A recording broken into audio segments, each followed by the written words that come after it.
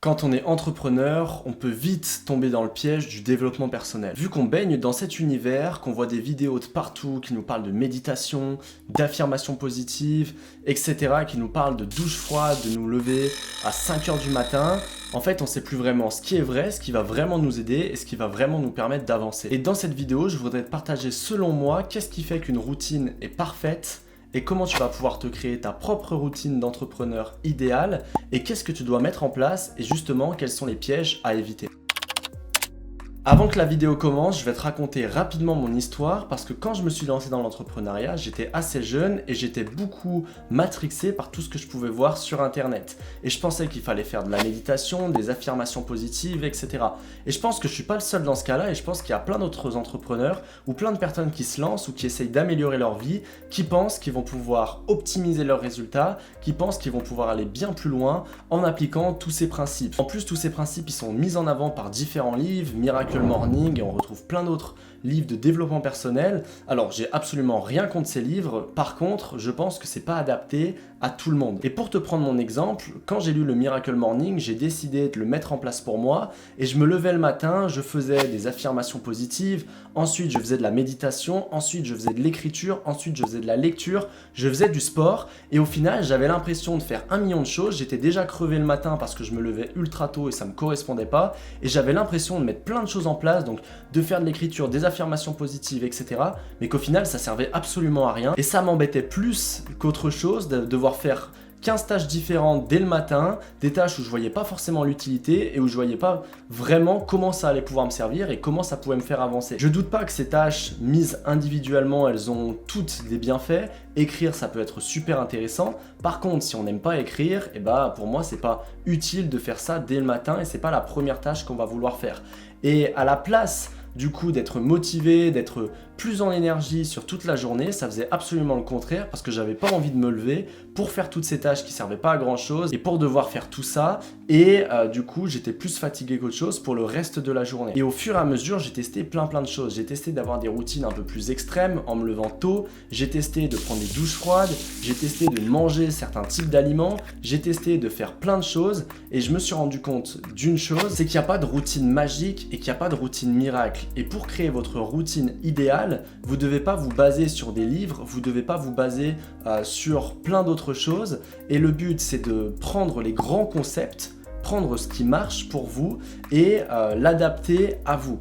Prendre des grands concepts, ça peut être quoi? Ça peut être le concept de la discipline, du travail, des notions de bien-être et de sport, mais ne pas respecter quelque chose à la lettre parce que ça ne va pas forcément être adapté pour vous par rapport à ce que vous voulez faire. C'est pour ça que si aujourd'hui vous êtes en train de recopier des routines ou de rechercher des routines miracles, la seule routine miracle que vous pourrez créer ou que vous pourrez trouver, c'est en appliquant, en testant ce qui va pour vous et ce qui ne va pas et en optimisant au fur et à mesure. Je vais quand même vous conseiller quelques points pour créer une routine idéale et justement des grands concepts qui peuvent vous aider à vous rapprocher de ce que vous voulez. Le premier, c'est que votre routine, elle doit vous rapprocher de votre vision. Ça veut dire quoi? C'est que ce que vous mettez en place, si votre but c'est de construire une boîte à succès mais que vous passez plus de temps à faire des affirmations positives ou à faire du dev perso qui ne vous sert pas à grand chose, au final vous n'allez pas avancer vers votre vision. Et vous devez voir votre vision, vos objectifs comme un parcours où chaque jour vous marchez pour aller chercher vos objectifs et pour les atteindre. Et le but c'est que dans votre routine, ça vous aide et ça vous ancre des habitudes, ça vous ancre quelque chose qui va vous permettre d'atteindre plus facilement cette vision. Donc dites-vous, ok, tout ce que je fais là dans ma journée, est-ce que ça me sert vraiment ou pas? Et nous, des fois, on se retrouve avec des clients qui rentrent chez nous dans nos programmes d'accompagnement, qui passent par exemple toute leur matinée à faire des trucs de dev perso qui leur sert à rien. Et le problème, c'est qu'ils pensent que ça les fait avancer, sauf que ça les fait absolument pas avancer. Au final, ils procrastinent sur les tâches qui sont réellement importantes et donc ils se rapprochent pas plus que ça de leur vision. Donc le premier et comment construire une bonne routine, c'est quelque chose qui te rapproche de ta vision, qui va te permettre d'évoluer et qui va te permettre de devenir la personne que tu veux être pour atteindre les objectifs que tu souhaites. La deuxième routine pour moi qui est efficace, c'est quelque chose justement qui marche, qui fonctionne. Ça veut dire quoi? Exactement comme je te prenais l'exemple d'un de nos clients qui nous a rejoint il y a peu de temps. Si tu fais ça et si tu mets en place plein d'actions mais qui ne servent absolument à rien, qu'au final tu passes plus de temps à faire des trucs parce qu'on t'a dit de les faire mais tu vois pas le réel intérêt derrière, et ça va servir absolument à rien. À la place, fais des actions qui vont réellement te rapprocher de tes objectifs. Et la dernière chose, c'est une routine qui te permet d'évoluer, pas qui te permet de rester figé, mais une routine qui te permet de grandir, de te rapprocher de ta vision encore une fois, mais surtout qui est flexible et qui bouge. Donc tu as un feedback, tu as un retour et tu peux optimiser cette routine au fur et à mesure. Parce que si tu te mets en tête de faire ce truc-là mais que ça marche pas pour toi, et ben ça va plus te desservir qu'autre chose. Donc voilà au niveau de mon organisation et comment créer une routine parfaite selon moi. Moi au niveau de mon organisation, j'ai pas quelque chose de dingue et je vais te mettre une vidéo en lien dans la description directement. Mais ce que je fais, c'est simplement que je me lève autour de 7h, 7h15 et ça évolue. Avant je me levais un peu plus tôt, des fois je me lève un peu plus tard, mais globalement en moyenne je me lève dans ces eaux-là. Je commence à travailler à 8h, de 8h à midi je travaille. Je me fais ma to-do list la veille pour faire des tâches uniquement qui ont du sens et qui sont importantes. Du coup, je reprends à 13h jusqu'à peu près 18h. Je vais faire du sport parce que ça me permet de rester focus et c'est ultra important, je pense.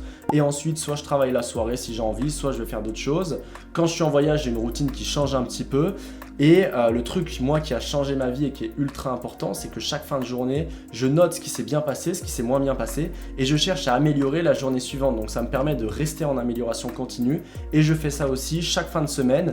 Comme ça me permet de garder un objectif, de garder le cap, de garder une vision, de savoir où je vais et de chaque jour voir si je me rapproche et si je me rapproche pas, de corriger le tir. Et ça, c'est un truc que vous pouvez faire qui peut énormément vous aider. J'espère que cette vidéo vous a plu. En tout cas, j'espère que ça vous a permis de voir la vision, de voir ce que vous pouvez construire et de ne pas être dans le modèle développement personnel qui au final vous fragilise et vous empêche de vous développer personnellement, mais justement vous cadre dans un blog, vous met en prison entre guillemets. Nous, on se retrouve très vite dans une prochaine vidéo. Si tu as aimé la vidéo, n'hésite pas à la liker, n'hésite pas à t'abonner aussi. C'était Mathis, ciao.